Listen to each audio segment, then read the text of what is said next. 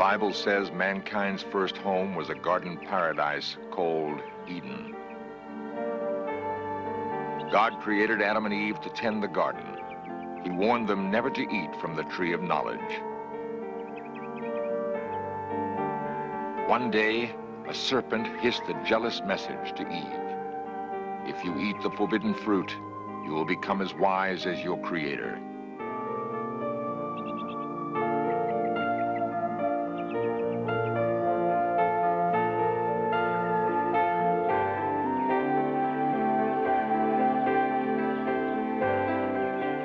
First woman and man succumbed to temptation.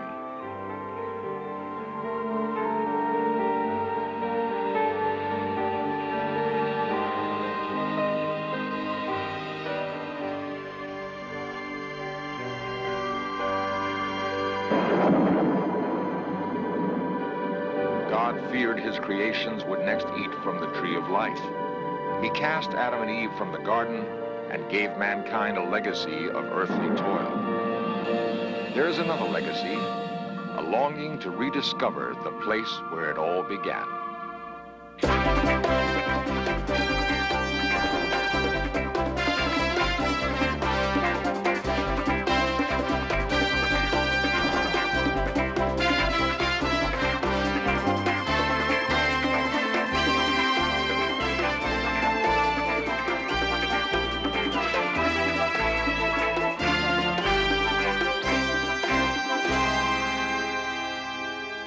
Far from the great cities of the ancient world lies a desert island.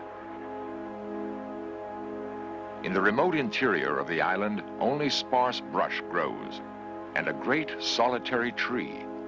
No water flows here, but the tree has existed as long as anyone remembers. The people who live on the island say it is the tree of life.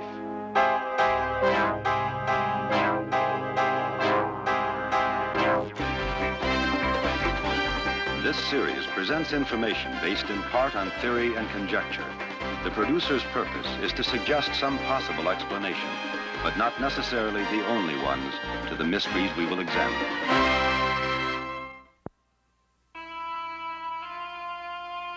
The dawn of civilization is thought to have occurred in that part of the world we now call the Middle East. The Great Pyramids of Egypt have endured nearly 5,000 years.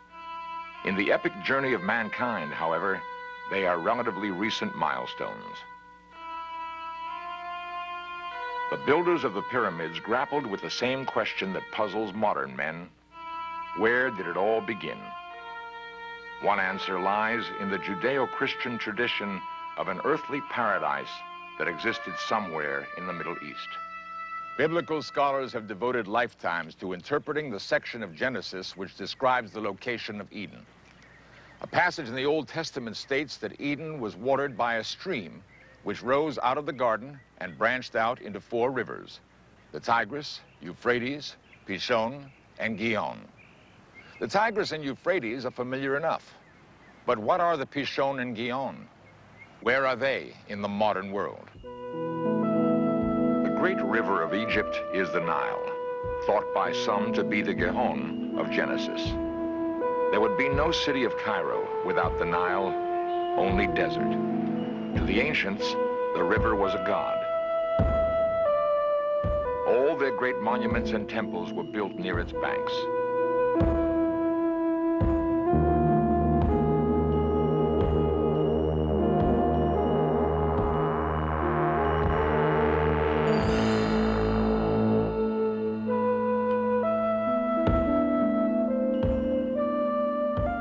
The obelisk at Karnak took nearly a decade to quarry, transport, and erect. The holiest of monuments here was not stone, however. It was the sacred pool, symbol of life in the desert. Water is a recurrent theme in all accounts of mankind's beginnings. If we assume that the Nile is the western boundary of the search for Eden, it is to the rising sun that we must look for clues to the location of the 4th river. To the east of Karnak is the Red Sea, separating Africa from the Arabian Peninsula. Freighters and tankers have recently inundated these waters, but the coast of Arabia is no stranger to commerce. Jeddah is the major seaport, bustling with the enormous wealth Arab oil has brought. Modern office buildings are rising from the arid soil, rapidly crowding out the ramshackle structures of an earlier, quieter time. Jeddah is the Arabic word for grandmother, and although the city is the gateway to the holiest shrines of Islam, it has great significance to Christians and Jews as well. A rubble-strewn plot of ground is all that remains of a great Christian shrine destroyed by Muslim zealots in 1928. The shrine marked the legendary tomb of Eve, grandmother of humanity. The burden of their fall from grace weighed heavily on Adam and Eve. Tradition has it they separated when they were cast out from Eden. Eve made her way across the desert to the place that is her namesake, Jeddah. There, she died. Of all the modern Arab states, Arabia clings most tenaciously to its past. It is the land of Muhammad, and long before him, the great Jewish king Solomon mined gold here. Legends are not easily dismissed in a place with such a rich history. Arabia is a land of seeming contradictions. Gasoline is virtually free, but water is sold for 25 cents a glass. Part of the price, perhaps, for Eve's temptation. Men are taught that toil was the legacy of Adam and Eve's fall. The same tradition which says Eve wandered in the desert says Adam struggled in the Judean wilderness. In Judea, nomads still tend their flocks in the hills above the Dead Sea. Beyond the wilderness is Jerusalem, where the old ways are honored as they are in Jeddah.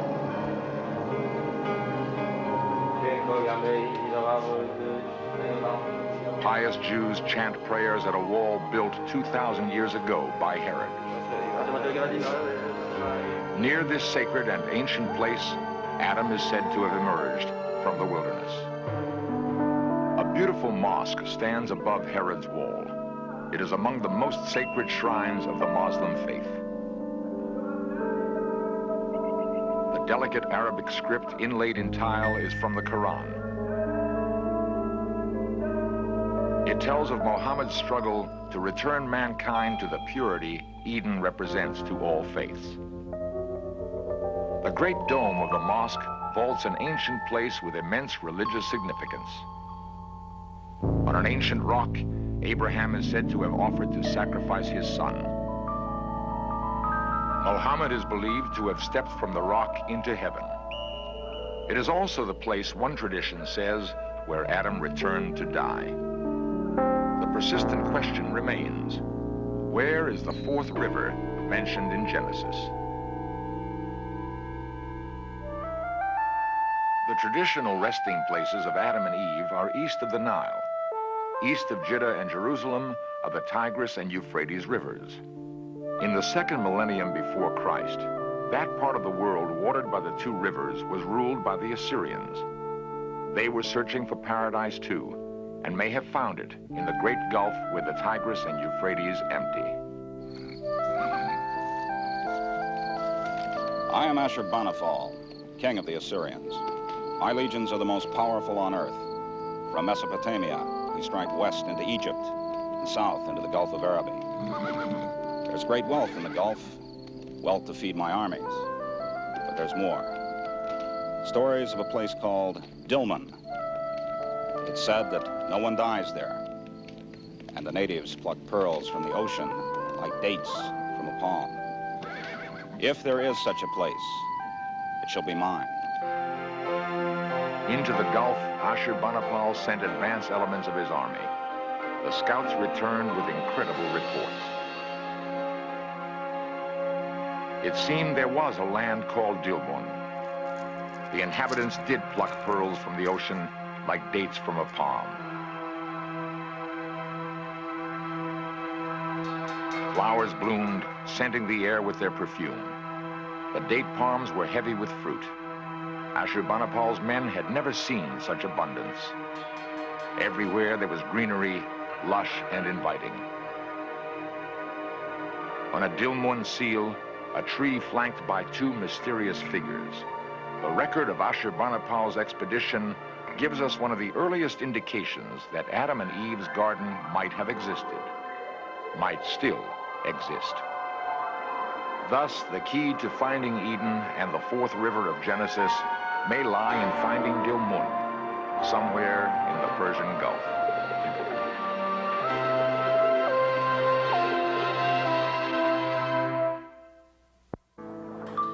To understand the Middle East, one must study the sea. Long before the ancient Phoenicians were probing the Mediterranean from their harbors in modern-day Lebanon, the great ocean gulf separating Arabia from Persia was already alive with commerce. The same tools and techniques that built ancient sailing ships are still in use today. Nautical craftsmanship has been handed down through 100 generations.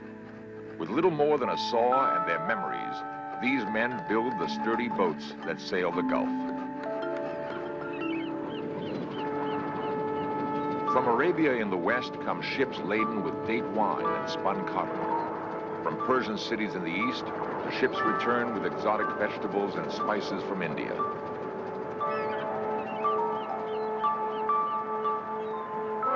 Many nations have claimed the Gulf as their own. One place has seen them all come and move on. Bahrain is a small island off the east coast of Arabia. Its people have enjoyed an influence far beyond their numbers or the size of their homeland. Through Bahrain's seaport at Manama City flows the wealth of the Gulf.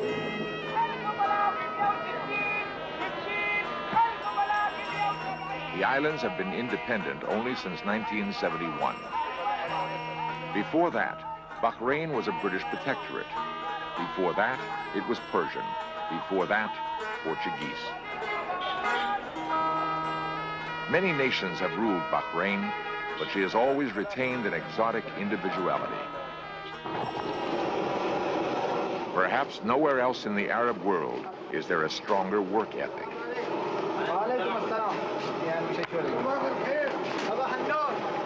The day begins early. By noon, it is too hot to work.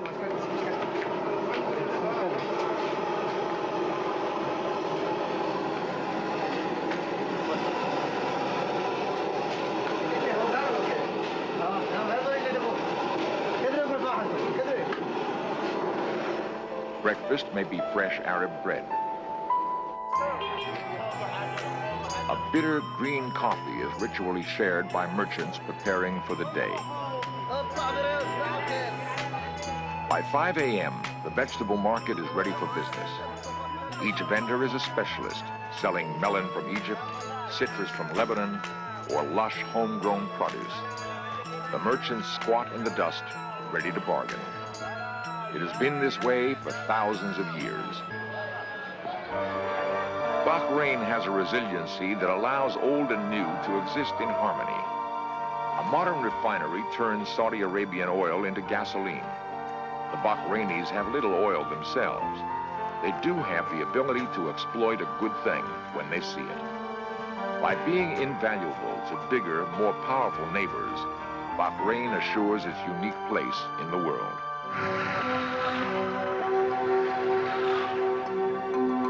The pulse of the Gulf may well be the rush of oil through pipelines, but oil plays no part in Genesis. Water is the fluid of Eden, nectar of the desert.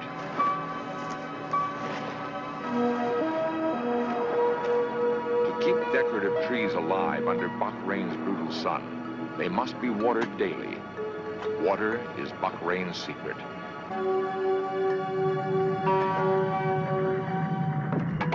The potter's kiln is built into a huge rock mound that may tell much about Bahrain's special relationship with water. There are dozens of the large mounds on the island. Archaeologist P.B. Cornwall was the first to recognize their significance. In 1940, he dug into one of the mounds and discovered that it was a tomb, probably a royal tomb. and probably older than the Great Pyramid at Giza. 5,000 years older than the modern graveyard at its base. There are perhaps 50,000 smaller mounds on the island, most of them long since looted.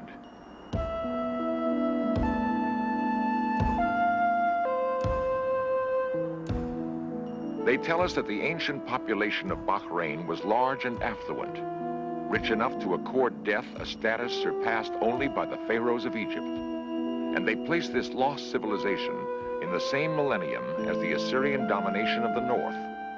When King Ashurbanipal sent his men to find Dilmun, they returned with reports of a civilization that defied death.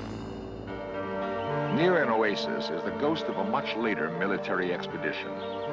In the 16th century, the Portuguese invaded Bahrain and built a fort to protect their trade route to the Far East. Without realizing it, the invaders were building on the ruins of a civilization that had dominated the same trade routes long before their Portuguese ancestors had ever put to sea. The first major excavation of the site was begun in 1953 by Professor Geoffrey Bibby.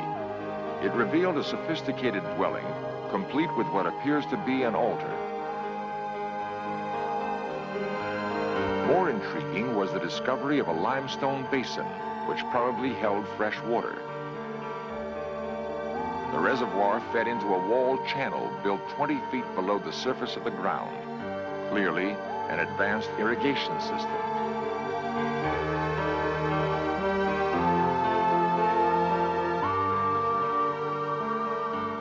The underground water supply could be tapped from well-like chimneys constructed along the course of the channel. Bibby thought they probably served the additional function of allowing silt deposits to be removed from the waterway. Dozens of the stone chimneys appear in the desert at intervals of about 100 yards. Fresh water remains abundant elsewhere on the island, welling up from the ground to fill natural rock basins. Bahrain is surrounded by the salt waters of the Gulf. The sea is absorbed into the limestone bedrock of the island and percolates upward in a natural filtration process. The result is the most wonderful of all things in the desert, a miracle, an oasis. If we are to believe Genesis, then Adam and Eve must have frolicked in just such a place.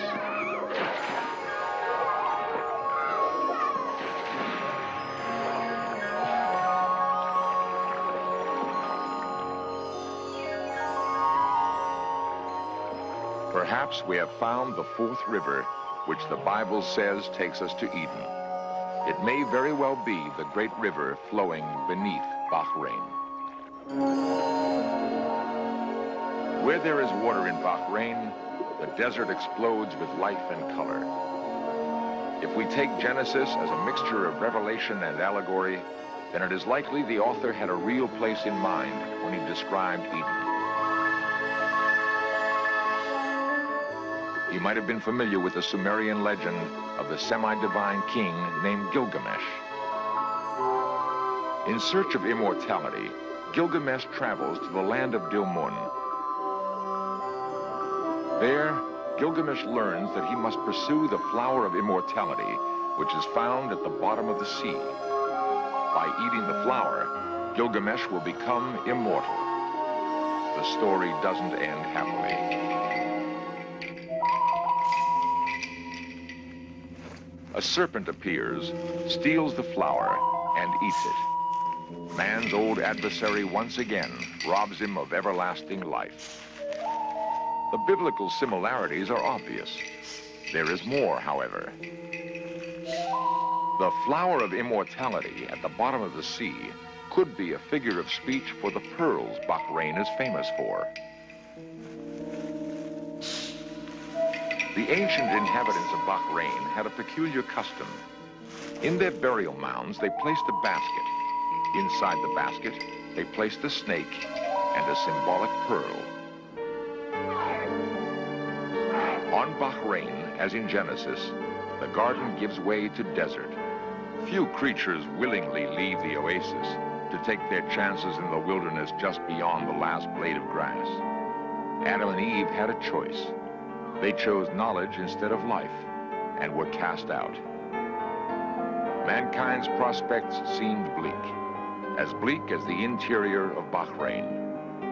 If there's a single lesson to be learned from the great faiths, however, perhaps it is hope. The tree of life may not be lost forever.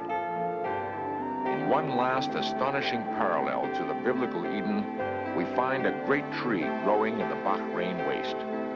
It seems to thrive where nothing else can. Its shade beckons across the sun-hazed desert floor.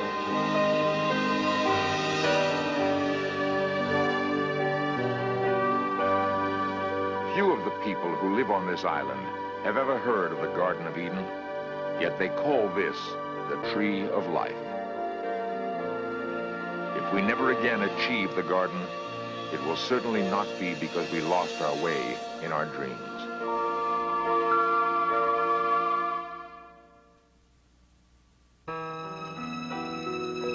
There is intense curiosity among a handful of scholars and scientists who know that the real story of Bahrain hasn't been told.